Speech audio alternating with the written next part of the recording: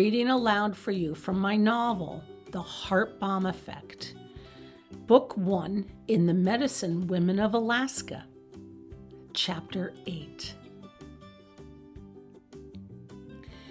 Margie ushered Rachel to her new office, handed her a key, and showed her how to work the lock.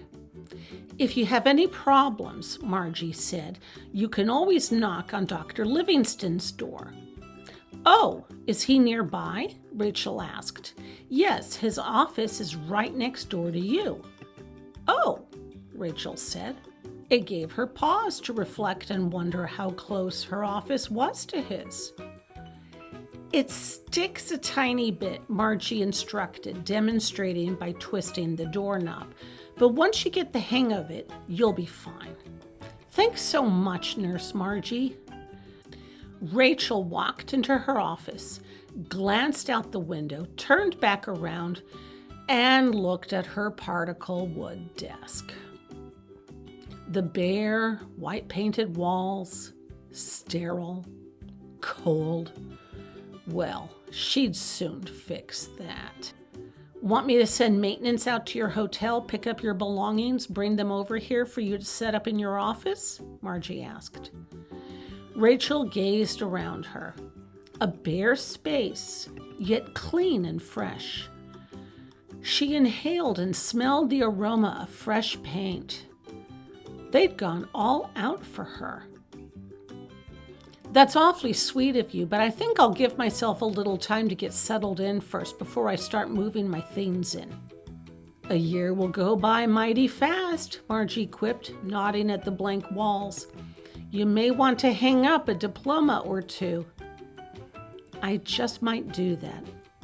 "All right then," Margie said. She walked to the door, rattled the doorknob, and gazed around Rachel's office with a pensive frown. "What's wrong?" "You know, if you ever get a hankering, I'm sure nobody would mind if you slapped a bit of paint on these walls." "Oh?" Rachel said, intrigued. "You've got paint stashed away somewhere?" "We've got some cans of paint in a utility cupboard around here. Remind me to check for you." "Okay." "You need anything else?" Margie asked. "No, thank you. I'm good." "I'll go check on Mrs. Reynolds, see how she's doing." "Thank you, Margie. See ya, kid." Margie left, closing the door behind her. And for the first time since the moment she set foot inside the clinic, Rachel found herself with a blissful space of silence and peace. She'd failed to realize how incredibly stressed out she felt. She'd grown accustomed to spending long blocks of time alone studying in the library. She'd grown so used to it, she'd come to accept it as normal. And it'd been a huge paradigm shift for her to spend so much time in the company of so many people, and the toll of all the excitement wore on her. She sank with a grateful sigh into the chair behind the desk and shuddered as tiny rivulets of tension slipped off her shoulders. She looked around her office again, this time with a keen, discerning eye. At Mayo Clinic, where one of her medical school classmates, Eric Vanderbilt, was now doing his residency, she would have gotten a larger office and a much higher salary. Her office here certainly seemed nice enough. Bare, barren more like, but she'd make it homey. If she had a spare moment, she'd take Margie up on her offer and ask where the utility closet was located. Peek at those paint cans. Her thoughts drifted back to Mayo Clinic. What if Mayo called with an opening? Better not get too attached to the place, better not get too comfortable. Eric had hinted as much. He'd said one of the residents wasn't working out so well. She might want to be ready to pack up her things and leave the moment the call came. A knock at the door. "Please, come in," she called out. Dr. Livingston popped his head in through the open door. Mind if I come in? A flush of pleasure rippled through her, and she hoped her cheeks didn't betray how much it thrilled her to see him. Oh, of course not. She rose from her chair and pointed to the empty one across from her desk. Please, take a seat. He walked into her office, but instead of taking the proffered chair, leaned his back up against the wall and shoved his hands into his lab coat pockets. She remained standing, her fingers resting lightly on the desk. He gazed sharply at her. I want to apologize for earlier. A surge of shame flared up inside her heart. I ought to apologize first. I wasn't very professional. Professional, yeah, let's use that word. Nice might be another word. Rude might be another. Oh, don't worry about that. You were fine. I really wasn't, but thank you. She gazed up at him. A tall, slender man with a shock of raven black hair and brown eyes. She found it hard to believe a man as attractive as Dr. Livingston, even if he was divorced, hadn't already remarried or met someone. He had to be dating someone. No doubt the man had a wedding ring on the left fourth finger. No way a good-looking man like this, even way out in the hinterlands, could avoid getting nabbed by some lucky female. He kept his hands in his pockets, so she couldn't tell right now, but she'd see the ring sure enough any minute. If you decide to hang anything up, your diplomas, artwork, whatever, Paul said, waving his left hand distractedly around at the empty office, just let me know. I've got plenty of hanger clips and nails and a hammer, so don't waste your money at the hardware store downtown, at least not for that. He lifted his left hand to scratch his head. So I can't count on you to wield a paintbrush, but I can count on you to hang up my diplomas? She asked, trying to conceal her smile of triumph. No ring on the left fourth finger. But then she recalled something from her childhood. Her dad didn't wear a wedding ring either.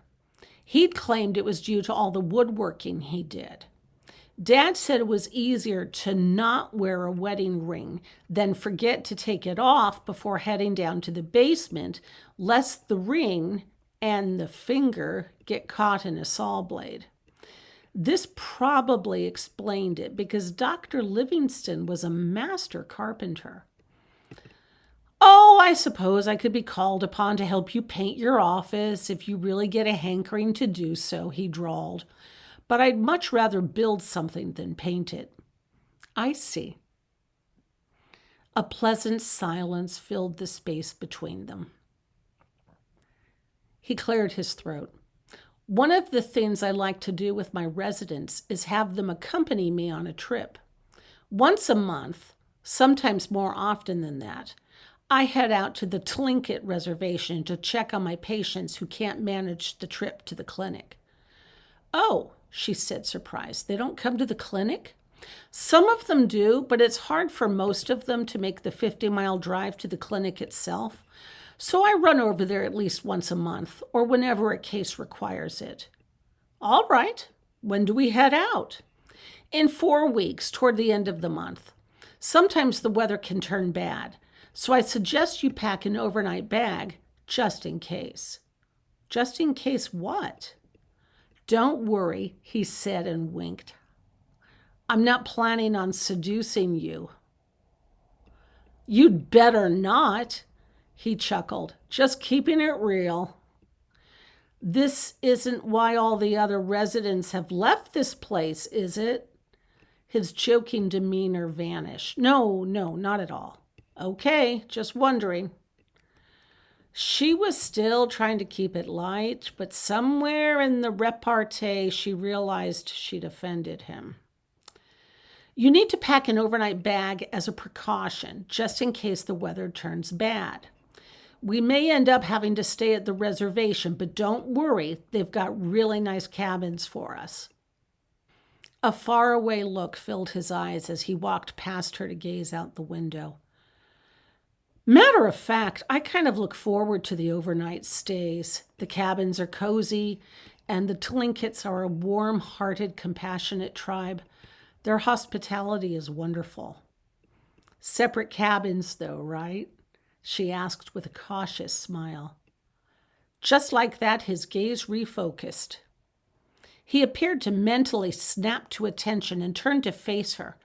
And when he did, she became uncomfortably aware of how close he stood next to her.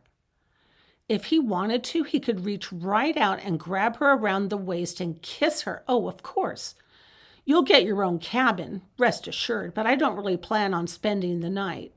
Unless, like I said, the weather turns inclement." Okay, she said evenly, wondering if he'd taken offense at her joking insistence on separate cabins. "In any event, pack a change of clothes and make sure you've got a warm overcoat in the unlikely event my truck breaks down or we suffer some other problem on our way out there." "I know how to pack for bad weather," she said tersely. "Good to know." Then, even though he didn't ask, and it was killing her not to share, "Just so you know, Dr. Livingston," she blurted out, "I was a first-class Girl Scout in my troop in Omaha, and I was voted best in my troop at getting my backpack ready for cold weather." "Well, good," he said, a trace of a smile pulling at his mouth. "I'm glad to know I'll be in the company of a first-class Girl Scout." Her emotions got the better of her, and she stepped forward. "Don't you know it, Buster?" She pushed her finger into his sternum, and at his sudden look of surprise, she stumbled and fell into his chest. They'd been standing that close after all, and he'd only been inches away from her. "Oops!" she cried out and caught her balance by thrusting her hands on his upper chest. He absorbed the weight of her stumble and brought his hands up to her wrists and circled them, holding her steady for a moment until she regained her footing. "Easy there, first-class Girl Scout. Don't want you losing any of your merit badges for conduct unbecoming." "Oh, sod off," she said, the words tripping off her tongue as easily as breathing. As she spoke the disrespectful words, she reared her head back in shock, expecting a reproof from him. But if he was at all offended, he didn't show it. No, rather the opposite. His grin widened, and he laughed as he continued holding her wrists as she pulled her hands off his well-muscled chest. Oh my, this lab coat covers a multitude of muscles. She dropped her hands to her sides. Only then did he release her wrists. He looked so hot, so irresistibly hot, and she longed to yank that lab coat off his shoulders and run her fingers up and down his chest and kiss those sarcastic lips of his and push him against the wall.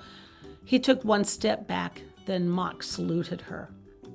"First-class Girl Scout, Dr. Rachel Lavange, permission to leave your office?" "Permission granted." He shoved his hands into his lab coat pockets and laughed as he turned on his heel. He put his hand on the doorknob and craned his neck around to gaze at her. "That's all for now, Girl Scout," he chuckled, closing the door behind him.